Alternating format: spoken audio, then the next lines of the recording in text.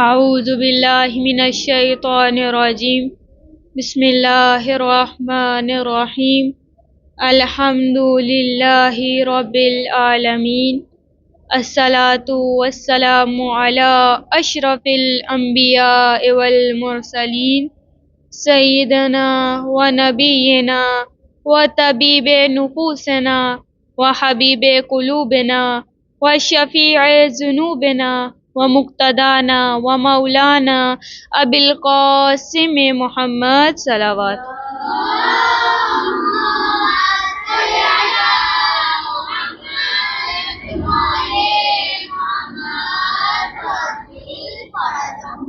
اما بعد فقد قال اللہ تعالی فی کتابہ المجید والفرقانہ الحمید وقولہ الحق بسم اللہ الرحمن الرحیم وَلَقَدْ كَرَّمْنَا بَنِي آدَمَ وَحَمَلْنَاهُمْ فِي الْبَرِّ وَالْبَحْرِ وَرَزَقْنَاهُمْ مِنَ الطَّيِّبَاتِ وَفَضَّلْنَاهُمْ عَلَى كَثِيرٍ مِّمَّنْ خَلَقْنَا تَفْضِيلًا. صلوات.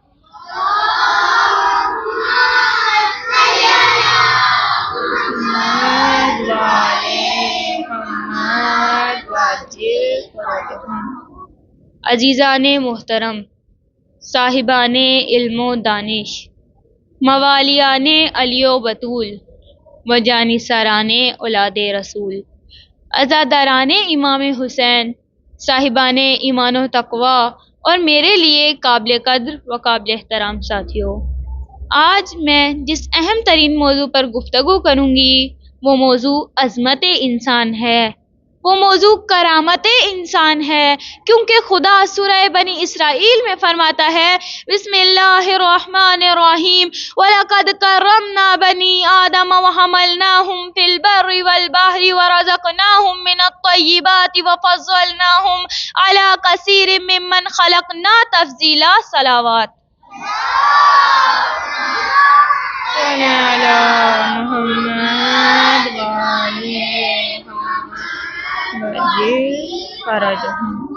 اللہ تعالیٰ فرماتا ہے وَلَقَدْ كَرَّمْنَا بَنِي آدَمَ کہ ہم نے انسان کو عظمت بخشی ہے، ہم نے انسان کو فضیلت دی ہے، ہم نے انسان کو کرامت بخشی ہے، ہم نے انسان کو شرف عطا کیا ہے.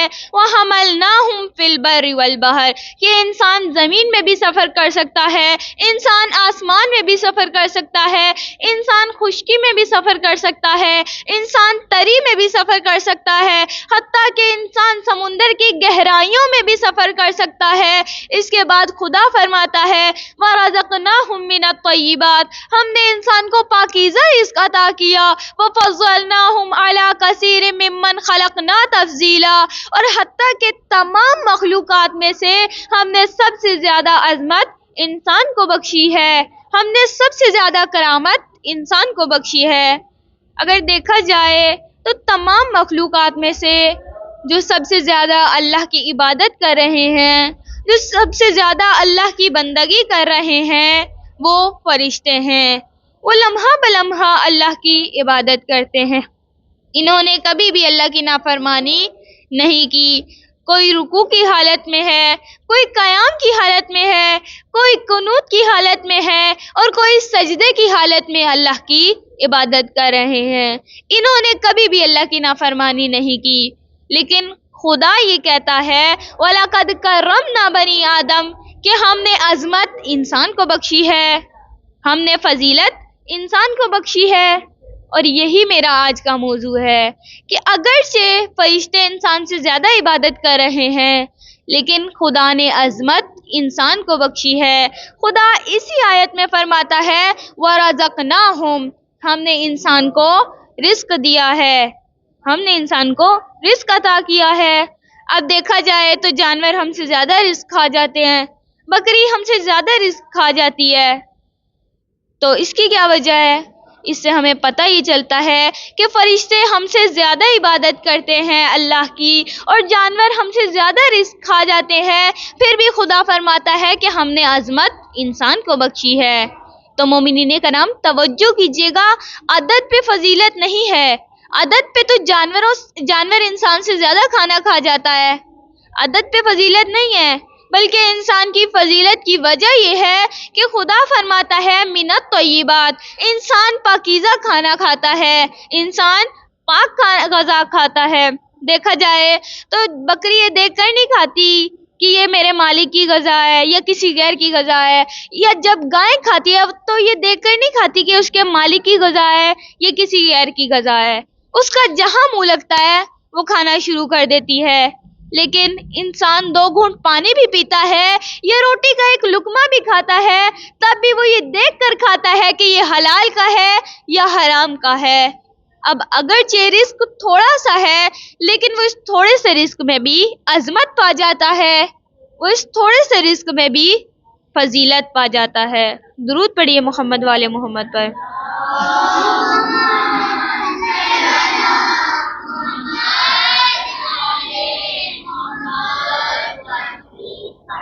اور یہی وجہ ہے کہ اللہ تعالیٰ نے انسانوں کو جانوروں پر فضیلت بخشی ہے۔ امام زمانہ اجل اللہ تعالی فرجہ الشریف علیہ السلام، اللہم صل علی محمد و آل محمد وعجل فرجہم، امام زمانہ علیہ السلام فرماتے ہیں اللہم ارزقنا توفیق الطاعہ، کہ اے معبود مجھے اپنی بندگی کا رزق عطا فرما، اے معبود مجھے اپنی اطاعت کا رزق عطا فرما۔ دیکھا جائے تو جانوروں کو چارے کا رزق ملتا ہے، بکری کو چارے کا رزق ملتا ہے، بھینس کو چارے کا رزق ملتا ہے، مرغی کو دانے کا رزق ملتا ہے، لیکن انسان کو ان تمام رزق کے علاوہ جو ایک اور رزق ملتا ہے وہ امام زمانہ علیہ السلام فرماتے ہیں اللہم ارزقنا توفیق الطاعہ، کہ اے معبود مجھے اپنی عبادت کا رزق عطا فرما، مجھے اپنی بندگی کا رزق عطا فرما، مجھے اپنی اطاعت کا رزق عطا فرما۔ درود پڑھیے محمد والے محمد پر۔ اللہم صلی علی محمد و آل محمد وعجل فرجہم۔ تو اس سے ہمیں پتہ ہی چلتا ہے کہ اللہ تعالیٰ نے پہلی عظمت جو انسان کو بخشی وہ اس لیے کہ انسان جب بھی کھاتا ہے وہ یہ دیکھ کر کھاتا ہے کہ یہ حلال کا ہے یا حرام کا، اور انسان کو جو اللہ تعالیٰ نے رزق عطا کیا ہے وہ اپنی اطاعت کا رزق ہے، وہ اپنی بندگی کا رزق ہے۔ اب غور کیجئے گا کہ اللہ تعالیٰ نے انسان کو فرشتوں پر فضیلت کیسے عطا فرمائی۔ توجہ کیجئے گا، اللہ تعالیٰ نے انسان کو فرشتوں پر فضیلت اس طرح سے بخشی کہ جب اللہ تعالیٰ نے حضرت آدم علیہ السلام کو خلق کیا تو تمام فرشتے موجود تھے۔ اللہ تعالیٰ نے کہا کہ اے فرشتوں اس آدم کو سجدہ کرو، تو فرشتوں نے کہا اے معبود کیا وجہ ہے، عبادت تیری ہم کر رہے ہیں، بندگی تیری ہم کر رہے ہیں، اطاعت تیری ہم کر رہے ہیں، ہم کیوں اس آدم کو سجدہ کریں؟ تو خدا نے کہا اے نادانو، عبادت اپنی جگہ ہے، اس آدم کی فضیلت اس وجہ سے ہے وَعَلَّمَ آدَمَ الْأَسْمَاءَ كُلَّهَا، اس آدم کو فضیلت اس وجہ سے عطا کی ہے کہ اس کے پاس علم جیسی نعمت ہے، اس کے پاس علم جیسی طاقت ہے، یعنی علم ایک بہت بڑی نعمت ہے۔ اور مطلوب کل طالب غالب علی کل غالب، علی ابن ابی طالب علیہ السلام۔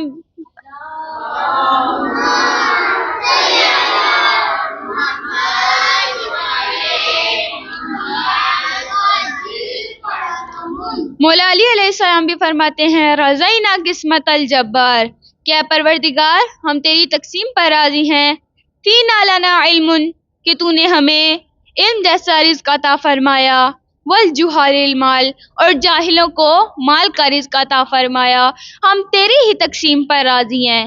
کیوں؟ اس کی وجہ مولا علی علیہ السلام یہ بیان کرتے ہیں فَإِنَّ الْمَالَ يَفْنَى عَنْ قَرِيبٍ، کہ مال جلد از جلد فنا ہو جائے گا، مال جلد از جلد ختم ہو جائے گا، وَإِنَّ الْعِلْمَ بَاقٍ لَا يُزَالُ، اور علم ہمیشہ باقی رہے گا، علم کبھی بھی ختم ہونے والا نہیں ہے، علم نے ہمیشہ باقی رہنا ہے۔ درود پڑھیے محمد والے محمد پر۔ اللہم صلی علی محمد وآل محمد وعجل فرجہم۔ تو اس سے ہمیں پتہ یہ چلتا ہے کہ جس انسان کے پاس علم ہو فرشتے اس کے آگے اپنے سر کو جھکاتے ہیں، تو کیا عظمت ہے اس نبی دو عالم کی کہ جنہوں نے اپنی سب سے بڑی فضیلت بیان کرتے ہوئے فرمایا کہ انا مدینۃ العلم وعلی بابوہا، کہ میں علم کا شہر ہوں اور علی اس کا دروازہ ہے۔ یا علی یا علی یا علی، اللہم صلی علی محمد وآل محمد وعجل فرجہم۔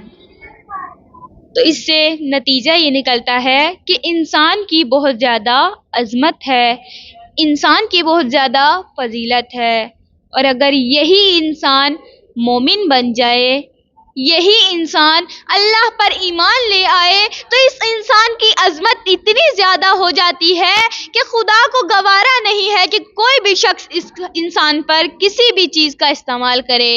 خدا کے لیے نامنظور ہے کہ کوئی بھی شخص اس پر حرف بھی اٹھائے۔ اگر کوئی اس کی غیر موجودگی میں اس کے لیے سچی زبان استعمال کرے گا تو وہ غیبت بن جائے گی، اگر کوئی اس کی موجودگی میں اس کے لیے سچی زبان استعمال کرے گا تو وہ اس کی اہانت بن جائے گی، اگر کوئی اس کی غیر موجودگی میں اس کے لیے جھوٹ بولے گا، جھوٹی زبان استعمال کرے گا تو وہ اس کی تہمت بن جائے گی، وہ تہمت بن جائے گی، اور اگر کوئی اس انسان پر وار کرے گا تو وہ قتل بن جائے گا، اور قتل ایک بہت بڑا گناہ ہے کہ جس کا خدا نے قرآن میں عذاب کا وعدہ کیا ہے۔ درود پڑھیے محمد والے محمد پر۔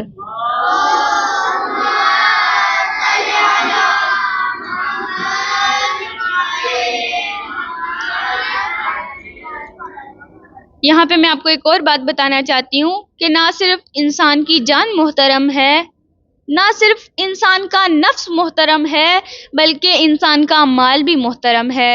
اللہ تعالیٰ نے انسان کے مال کو بھی محترم قرار دیا ہے، جس طرح سے اللہ تعالیٰ سورہ نساء کی آیت نمبر 29 میں ارشاد فرماتا ہے، بسم اللہ الرحمن الرحیم، یا ایھا الذین آمنوا لا تأکلوا اموالکم بینکم بالباطل، کہ اے ایمان والو تم آپس میں ایک دوسرے کا مال ناحق طریقے سے نہ کھاؤ، یعنی تمہارے اوپر ایک دوسرے کا مال ناحق طریقے سے کھانا جائز نہیں ہے، تمہارے اوپر ایک دوسرے کا مال ناجائز طریقے سے کھانا حلال نہیں ہے۔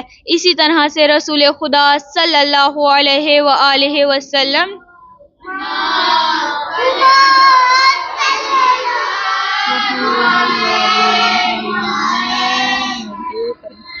رسول خدا صلی اللہ علیہ وآلہ وسلم نے اپنی آخری حج میں بھی فرمایا کہ اے لوگو، مسلمانوں کا خون بہانا حلال نہیں ہے، اور مسلمانوں کا مال بھی کھانا تمہارے لیے جائز نہیں ہے، اس لیے اپنے اوپر ظلم نہ کرنا اور میرے بعد کفر کی طرف نہ پلٹ جانا۔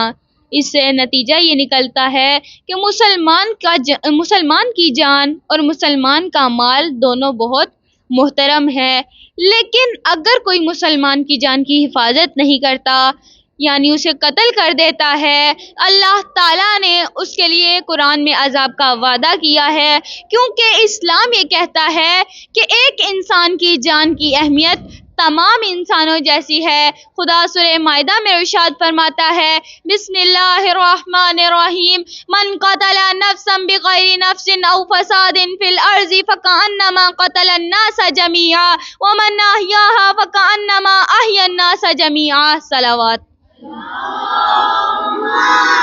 صلی علی محمد وآل محمد وعجل۔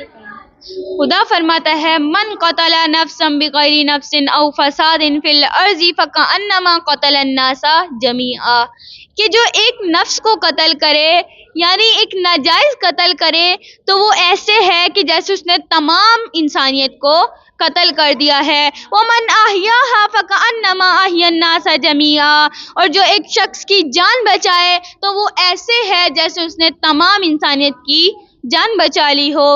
حدیث میں ہے کہ جو شخص کسی کو گمراہ ہونے سے بچاتا ہے، کسی کی ہدایت کرتا ہے، تو وہ ایسے ہے جیسے اس نے تمام روح انسانیت کی ہدایت کر دی ہے، اور جو شخص کسی کو گمراہ کرتا ہے تو وہ ایسے ہے جیسے اس نے تمام روح انسانیت کو گمراہ کر دیا ہو۔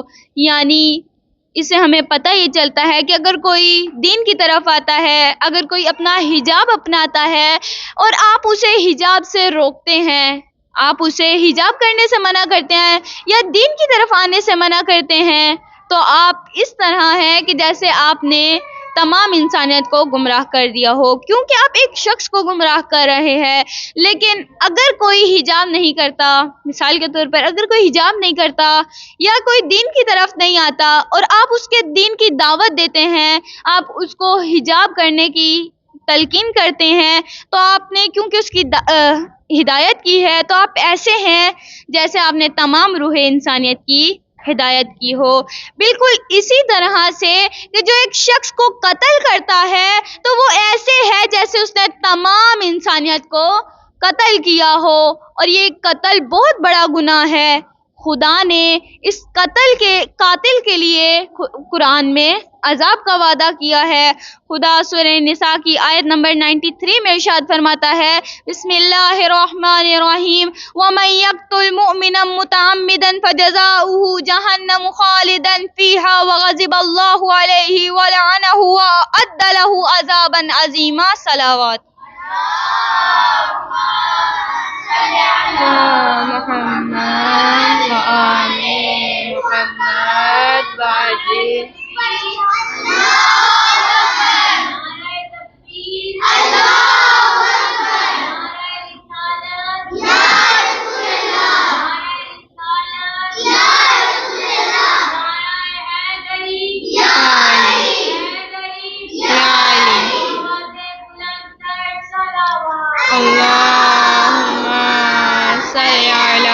محمد والے محمد واجل فرجہم۔ خدا فرماتا ہے وَمَن يَقْتُلْ مُؤْمِنًا مُتَعَمِّدًا، کہ جو ایک مومن کو جان بوجھ کر قتل کرے، فَجَزَاؤُهُ جہنم، تو اس کی سزا جہنم ہے، خالداً فیہا، کہ جس میں وہ ہمیشہ رہے گا، وغضب اللہ علیہ، اس پر اللہ غضبناک ہوگا، اس پر اللہ کا غضب نازل ہوگا، ولعنہ، اس پر اللہ کی لعنت ہوگی، وَأَعَدَّ لَهُ عَذَابًا عَظِیمًا، اور خدا نے اس کے لیے بہت بڑا عذاب تیار کر کے رکھا ہے۔ خدا نے اس قاتل کے لیے بہت بڑا عذاب تیار کر کے رکھا ہے۔ اس سے ہمیں پتہ یہ چلتا ہے کہ خدا نے اس آیت میں قاتل کے لیے 5 سزائیں مقرر کی ہیں۔ پہلا، فَجَزَاؤُهُ جہنم، اس کی سزا جہنم ہے۔ دوسرا، خالداً فیہا، کہ وہ جہنم میں ہمیشہ رہے گا، وغضب اللہ علیہ، اس پر اللہ غضبناک ہوگا۔ چوتھا، وَلَعَنَہُ، اس پر اللہ کی لعنت ہوگی۔ پانچواں، وَأَعَدَّ لَهُ عَذَابًا عَظِیمًا، اور اللہ تعالیٰ نے اس کے لیے بہت بڑا عذاب تیار کر کے رکھا ہے، اس کے لیے بہت شدید عذاب تیار کر کے رکھا ہے۔ یعنی اس آیت میں قاتل کے لیے خدا نے 5 سزائیں بتائی ہیں۔ پہلا، جہنم۔ دوسرا، جہنم میں ہمیشگی۔ تیسرا، اس پر اللہ کا غضبناک ہونا۔ چوتھا، اس پر اللہ کی لعنت، اور پانچواں، شدید عذاب۔ درود اللہم صل علی محمد وآل محمد وعجل فرجہم۔ تو مومنین کرام، اس سے ہمیں پتہ یہ چلتا ہے کہ قاتل پر اللہ کا عذاب ہوگا۔ یہاں پر میں آپ کو ایک بات بتانا چاہتی ہوں، نہ کہ صرف قاتل پر اللہ کا عذاب ہوگا، بلکہ جو قاتل کا مددگار ہے اس پر بھی اللہ کا عذاب ہوگا، اور جو قتل پر راضی اور خاموش ہے اس پر بھی اللہ کا عذاب ہوگا۔ جس طرح سے امام محمد باقر علیہ السلام فرماتے ہیں، صلی علی محمد وآل محمد وعجل فرجہم۔ امام محمد باقر علیہ السلام فرماتے ہیں کہ جو شخص کسی کو قتل کرنے میں اس کی مدد کرے گا، چاہے وہ مدد ایک ہی حرف کی ہو، تو قیامت کے دن خدا کی بارگاہ میں اس طرح آئے گا کہ اس کے ماتھے پر لکھا ہوا ہوگا کہ یہ شخص خدا کی رحمت سے محروم ہے۔ اور اسی طرح سے امام رضا علیہ السلام بھی فرماتے ہیں کہ جو شخص زمین کے مشرقی حصے میں مارا جائے اور اس کے قتل پر راضی ہونے والا زمین کے مغربی حصے میں رہتا ہو تو وہ بھی اس قتل میں برابر کا شریک ہے، وہ بھی اس قتل میں برابر کا گناہ گار ہے۔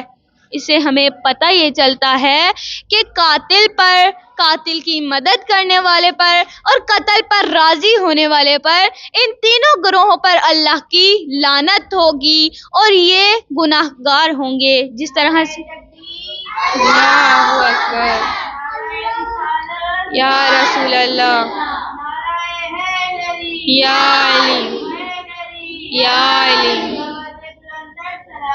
اللہم صلی علی محمد و آل محمد۔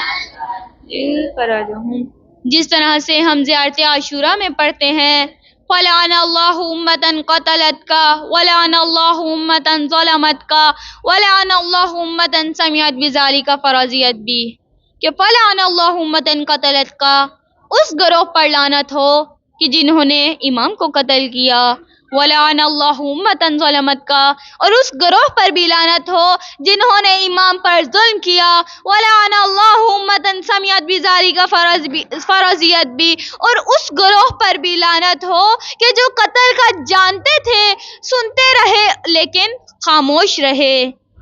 اب یہاں پر غور کیجئے گا، قاتل پر اور قاتل کی مدد کرنے والے پر تو اللہ کا عذاب ہوگا، لیکن یہاں پر اس بات کو سمجھنے کی ضرورت ہے کہ جو قتل پر راضی اور خاموش ہے اس پر کیوں اللہ کا عذاب ہوگا؟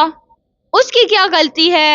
تو توجہ کیجئے گا کہ جو قتل پر راضی اور خاموش ہے اس کا سب سے بڑا کردار ہے، کیونکہ خاموشی سے ظالم کی مدد ہوتی ہے۔ خاموشی ایک بہت بڑا گناہ ہے۔ جب ظالم ظلم کرتا ہے یا قاتل قتل کرتا ہے تو اس کو جب کوئی روکنے والا نہیں ہوتا، اس کو کوئی ٹوکنے والا نہیں ہوتا، اس کے خلاف کوئی آواز اٹھانے والا نہیں ہوتا، تو قاتل کے اندر جرأت پیدا ہوتی ہے اور پھر وہ قتل کرتا ہے۔ جس طرح سے کسی نے کیا خوب کہا، ہم بات کریں دلیلوں سے تو رد ہوتی ہے، ہم بات کریں دلیلوں سے تو رد ہوتی ہے، ان کے ہونٹوں کی خاموشی بھی سند ہوتی ہے۔ ہم بات کریں دلیلوں سے تو رد ہوتی ہے، ان کے ہونٹوں کی خاموشی بھی سند ہوتی ہے۔ سانس لیتے ہوئے انسان بھی ہے لاشوں کی طرح، سانس لیتے ہوئے انسان بھی ہے لاشوں کی طرح، اب دھڑکتے ہوئے دل کی بھی لہد ہوتی ہے۔ درود پڑھیے محمد و آل محمد پر۔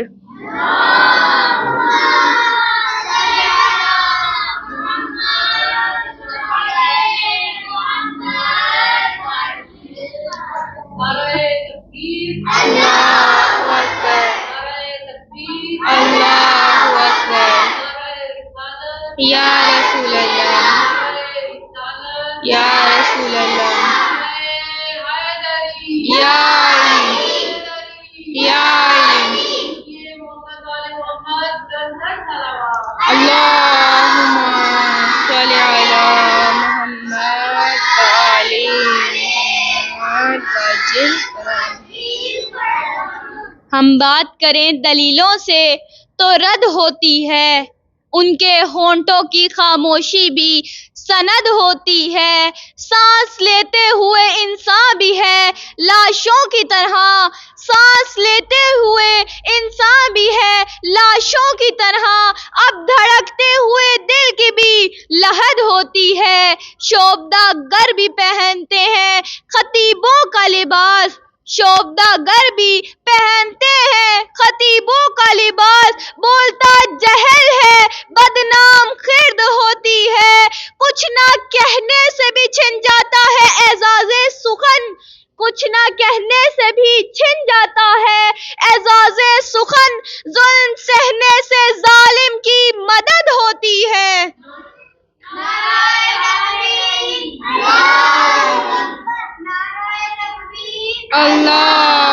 اکبر یا رسول اللہ یا علی یا علی اللہم صلی علی۔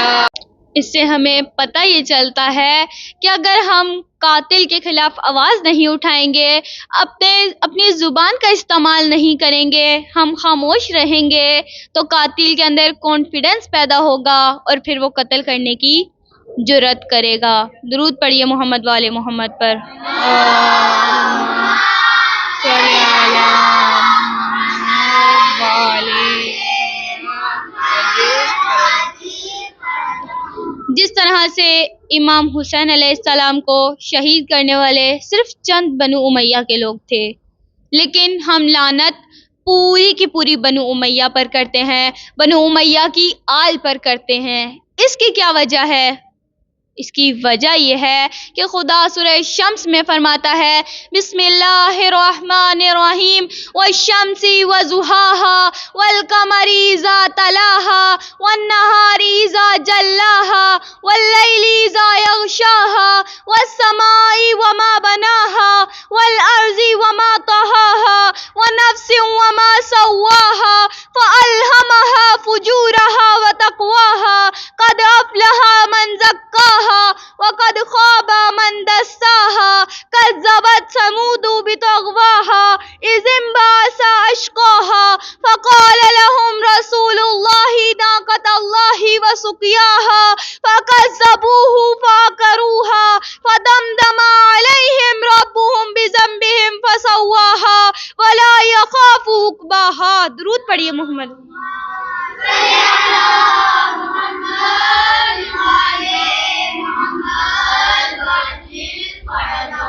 خدا فرماتا ہے کذبت ثمود بطغواها کہ قوم ثمود نے بڑی نافرمانیاں کی ہیں، قوم ثمود نے بڑی نافرمانیاں کی ہیں۔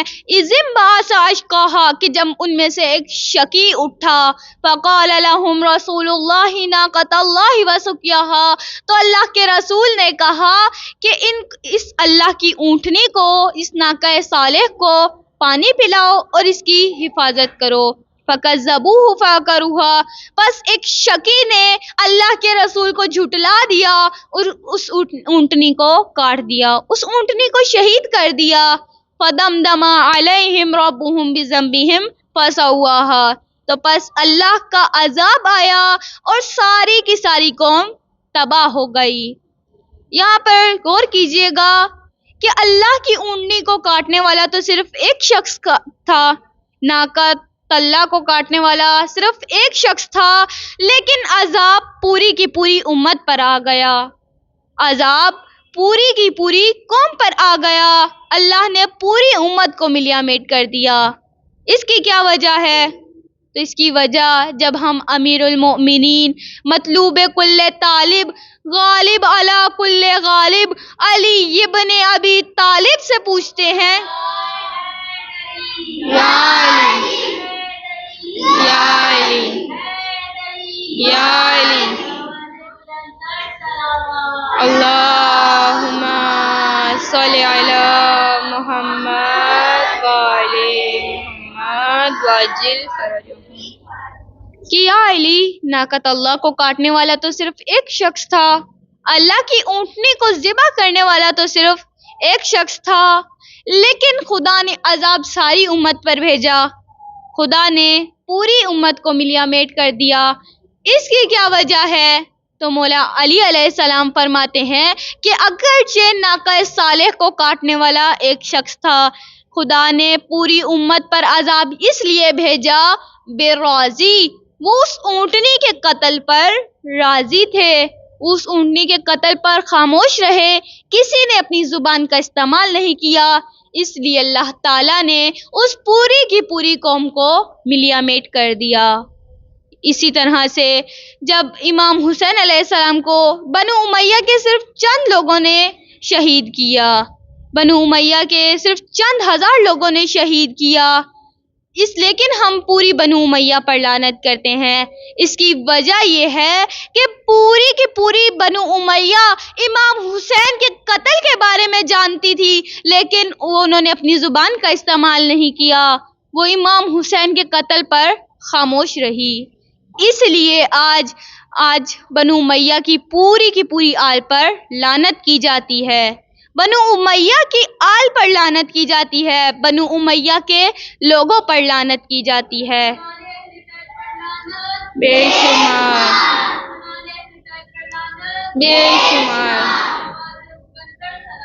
اللہم صلی علی محمد وآل محمد وعجل فرجہم۔ اسی طرح سے اگر ہم آج کے دور میں دیکھیں تو فلسطین پر کتنا ظلم ہو رہا ہے۔ آج 1 سال گزر گیا فلسطین پر ظلم ہوتے ہوئے۔ کیا وجہ ہے کہ ابھی تک ظالم ظلم کر رہا ہے؟ کیا وجہ ہے کہ فلسطین پر ظلم ابھی تک نہیں رکا؟ اس کی وجہ یہ ہے کہ آج پوری امت مسلمہ خاموش ہے، آج پوری امت مسلمہ کی زبانوں پر تالے لگے ہیں، آج کوئی بھی فلسطین کی حمایت نہیں کر رہا، اس لیے ظالم کو اس سے اور حوصلہ ملتا ہے اور وہ اور اس پر ظلم کر رہا ہے۔ اگر آپ سرچ کر کے دیکھیں تو آپ کو معلوم یہ ہوگا کہ فلسطین میں 40,000 سے زائد مسلمان شہید ہو گئے ہیں، فلسطین میں 7,000 سے زائد خواتین شہید ہو گئی ہیں، 16,000 سے زائد بچے شہید ہو گئے ہیں۔ کیوں آج ان پر ظلم جاری ہے؟ کیونکہ آج پوری امت مسلمہ خاموش ہے۔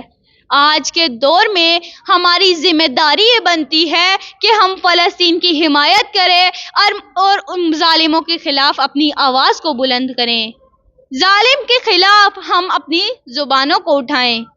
اس سے ہمیں پتہ ہی چلتا ہے کہ جہاں کہیں بھی ظلم ہو رہا ہو ہمیں ان کی مظلومین کی حمایت کرنی چاہیے اور ظالموں کے خلاف اپنی آواز کو بلند کرنا چاہیے، کیونکہ اگر ہم آج ایسا نہیں کریں گے تو ہم بھی ظالموں میں شمار ہو جائیں گے، ہمارا شمار بھی ظالموں میں ہو جائے گا۔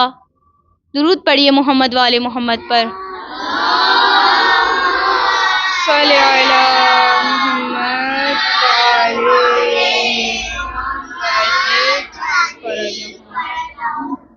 میری اس پوری گفتگو کا خلاصہ یہ ہے کہ اگر انسان کسی کے اچھے عمل پر راضی ہو، اگرچہ وہ وہاں موجود نہ ہو، وہ اس چیز کا ارادہ کر لے، وہ اس چیز کی نیت کر لے، پھر بھی وہ وہاں پر موجود ہے، وہ اس میں شامل ہے۔ اور اگر کوئی کسی کے برے کام پر راضی ہو، کسی برے عمل کا ارادہ کر لے، کسی برے عمل کی نیت کر لے، اگرچہ وہ وہاں موجود نہ ہو لیکن وہ اس میں بھی شامل ہو جائے گا۔ جس طرح سے مولا علی علیہ السلام جب مولا علی علیہ السلام جنگ جمل میں فتح حاصل ہوئی تو سارے اصحاب اپنی جیت کا جشن منا رہے تھے، تو اس وقت مولا علی کے پاس ایک شخص آیا اور آ کر کہا کہ یا علی، اگر آج میرا بھائی اس جگہ پر ہوتا تو وہ یہ دیکھ کر بہت خوش ہوتا، لیکن افسوس کہ وہ کسی وجہ سے نہیں آ سکا۔ تو مولا علی علیہ السلام نے فرمایا احوا اخی کا معنا، کیا تمہارا بھائی ہمیں دوست رکھتا ہے؟ کیا تمہارا بھائی ہماری سائڈ پر ہے؟ کیا تمہارا بھائی ہمارے ساتھ ہے؟ تو اس شخص نے کہا نعم، جی میرا بھائی آپ کو دوست رکھتا ہے، میرا بھائی آپ کی سائڈ پر ہے۔ تو مولا علی علیہ السلام نے فرمایا کہ اگرچہ وہ نہیں آ سکا، اس نے اس عمل کی نیت کر لی تھی تو وہ بھی اس میں شامل ہے۔ اس سے ہمیں پتہ یہ چلتا ہے کہ اگر کوئی اچھے عمل کی نیت کر لے، اچھے عمل کا ارادہ کر لے، اگرچہ وہ وہاں موجود نہیں ہے تب بھی وہ اس میں شامل ہو جاتا ہے، لیکن اگر کوئی برے عمل کی نیت کر لے، اگرچہ وہ وہاں موجود نہ ہو تب بھی وہ اس میں شامل ہو جاتا ہے۔ درود پڑھیے محمد وآل محمد پر۔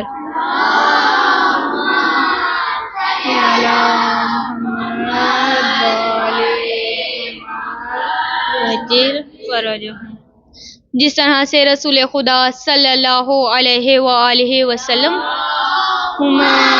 صلی علی محمد وآل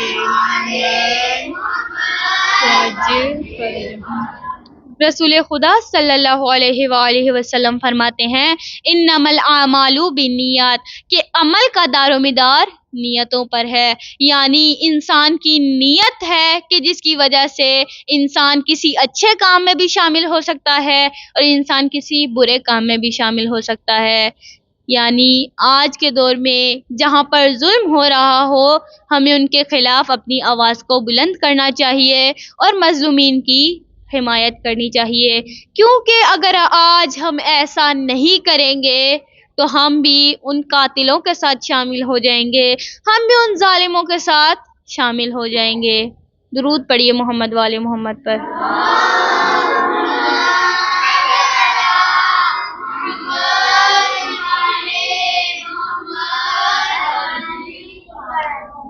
تو مومنین کرام، آپ کی زحمتوں کو تمام کرتی چلوں، چند جملے مصائب کی عرض کرنا چاہتی ہوں کہ دشت میں رہ گئی تنہا تو وطن یاد آیا، دشت میں رہ گئی تنہا تو وطن یاد آیا، پانی پہ پڑی نظر تو ہر تشنہ دہن یاد آیا، گھر سے سب کچھ لے کر چلی تھی زینب، گھر سے سب کچھ لے کر چلی تھی زینب، بھائی کی لاش پر پہنچی تو کفن یاد آیا۔ بس مومنین کرام، جب جناب علی اکبر کو برچھی لگ گئی، جب جناب عباس کے بازو کٹ گئے، جب جناب علی اصغر کو تیر لگ چکا، جب جناب قاسم کا لاشا گھوڑوں کی ٹاپوں میں پامال ہو گیا، میں ہاتھوں کو جوڑ کر عرض کروں گی، جب فاطمہ زہرا کی لال کی خشک رگوں پر کند خنجر چل چکا، جب سب شہیدوں کا امتحان مکمل ہو گیا تو 11 محرم آ گئی، 11 محرم سے جناب زینب کا امتحان شروع ہو گیا۔ 11 محرم کو جب جناب زینب اپنے بھائی کی لاش پر پہنچی تو بھائی کی لاش کو کس طرح سے دیکھا، بھائی کے لاشے کو بے گورو کفن دیکھا، گھوڑوں کی ٹاپوں سے پامال دیکھا، سر تن سے جدا دیکھا، اپنے ہاتھوں میں رسن دیکھا، کبھی کوفے کا بازار دیکھا، کبھی شام کا بازار دیکھا اور کبھی شرابیوں کا دربار دیکھا۔ جناب زینب جب بھائی کی لاش پر پہنچی تو اپنے آپ کو گھوڑے کی زین سے زمین پر اس طرح گرایا جس طرح عصر عاشور حضرت عباس زین سے زمین پر گرے تھے۔ آپ کے ذہنوں میں یہ بات آ رہی ہوگی کہ جناب عباس کے تو بازو نہیں تھے لیکن جناب زینب کے تو بازو تھے۔ آزادارو، جناب عباس کے بازو نہیں تھے، جناب زینب کے بازو تو تھے مگر ہاتھ پسے گردن رسن میں بندھے ہوئے تھے، اس لیے اپنے آپ کو گھوڑے کی زین سے زمین پر اس طرح گرایا جس طرح عصر عاشور حضرت عباس زین سے زمین پر گرے تھے۔ اور گرنے کے بعد جناب زینب نے بھائی کی لاش کا طواف شروع کیا اور فرمانے لگی انت اخل حسین، کیا میرا بھائی حسین تو ہی ہے؟ کیا جسے ماں نے چکیاں پیس کر پالا تھا وہ حسین تو ہی ہے؟ کیا جس کے لیے جنت سے لباس آیا تھا وہ حسین تو ہی ہے؟ کیا جس کے لیے نانا سواری بنا کرتے تھے وہ حسین تو ہی ہے؟ کیا جس کے جھولے کو جبرائیل نے جھلایا تھا وہ حسین تو ہی ہے؟ تاریخ کے جملے ہیں کہ جب جناب زینب نے بھائی کی لاش کو اس طرح دیکھا تو اپنے ایک چیخ ماری اور ایک نوحہ پڑھا۔ آپ نے شاعروں کے نوحے تو سنے ہوں گے، آپ نے خطیبوں کے مصائب تو سنے ہوں گے، آج اس دکھیا بہن کے مصائب سنے۔ ایک مرتبہ جناب زینب نے رخ کیا مدینے کی طرف، نانا کے روضے کی طرف، اور فرمانے لگی واہ محمد صلی علیکہ ملائکہ السماء ھذا حسین بالعرا مرمل بالدماء مقطع الاعضاء وبناتک صبایا۔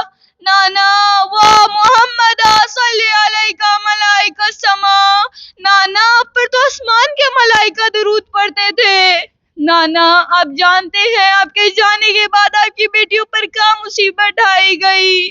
آپ جانتے ہیں کہ آپ کے جانے کے بعد آپ کے نواسے پر کیا ظلم ڈھایا گیا؟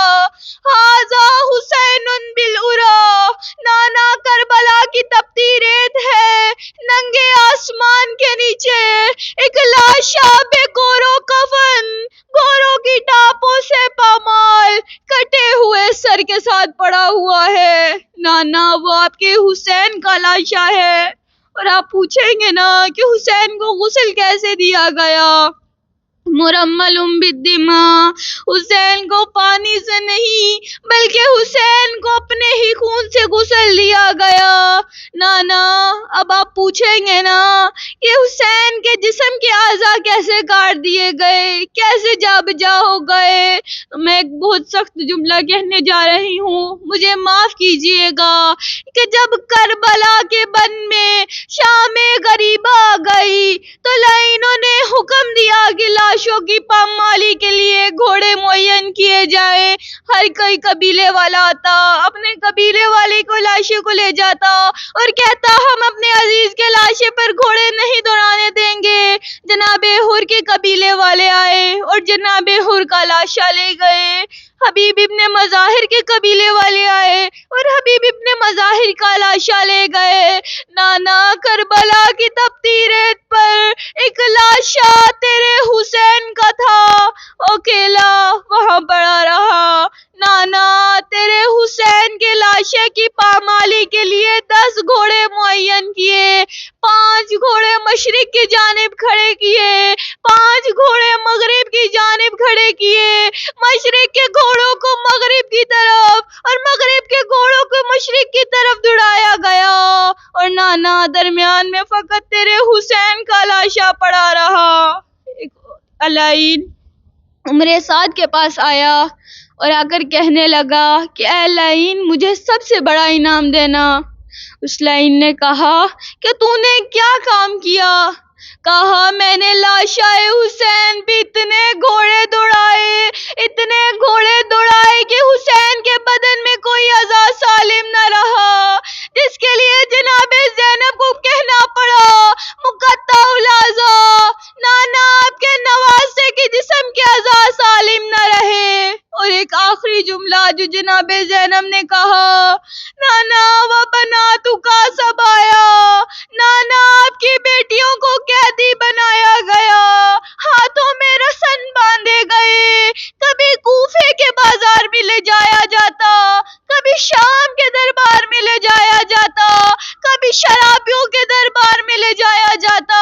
اور یہ وہی منظر ہے جسے سوچ کر سید سجاد ساری زندگی روتے رہے اور کہتے رہے کہ اے کاش مجھے میری ماں جنم نہ دیتی، کہ یہ منظر میں اپنی آنکھوں سے دیکھتا کہ مجھے شام کے بازار میں اس طرح سے گھسیٹا جا رہا تھا جس طرح سے حبشی غلام کو گھسیٹا جاتا ہے۔ وَسَيَعْلَمُ الَّذِينَ ظَلَمُوا أَيَّ مُنقَلِبٍ يَنقَلِبُونَ۔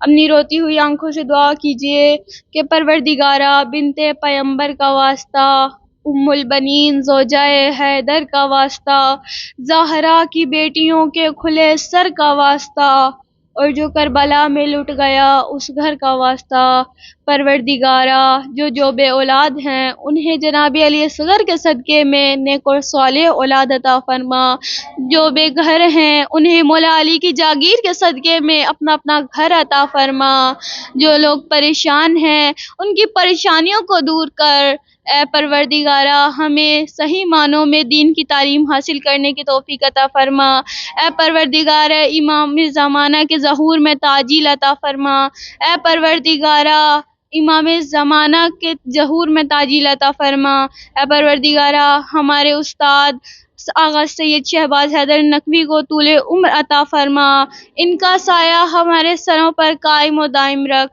اللہم صلی علی محمد و آل محمد۔